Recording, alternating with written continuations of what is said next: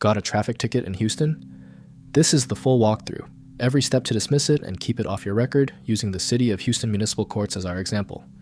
We'll cover your two options, who qualifies, the real costs, the exact paperwork, and a shortcut if you already missed your court date. Houston gives you two ways to dismiss a ticket. Option 1, a driving safety course. It starts at $144 and you take a 6-hour class. Option 2, deferred disposition. It starts around $244 with no course, but you plead and follow the court's conditions for a set period. The course is usually cheaper, so let's walk it. One catch on deferred.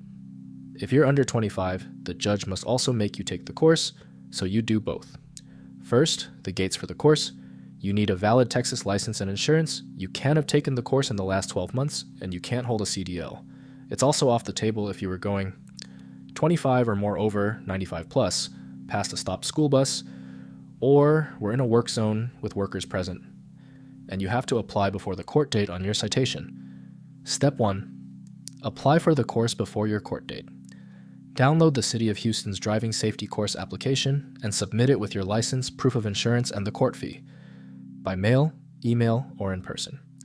Don't just pay the ticket online because paying is a guilty plea and it kills the dismissal. Step 2.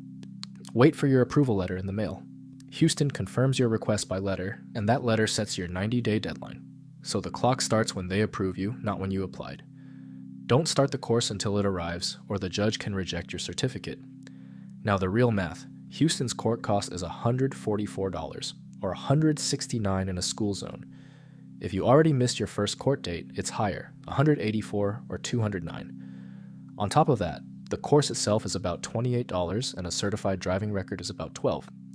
Step 3. Once you're approved, take a TDLR-approved 6-hour course.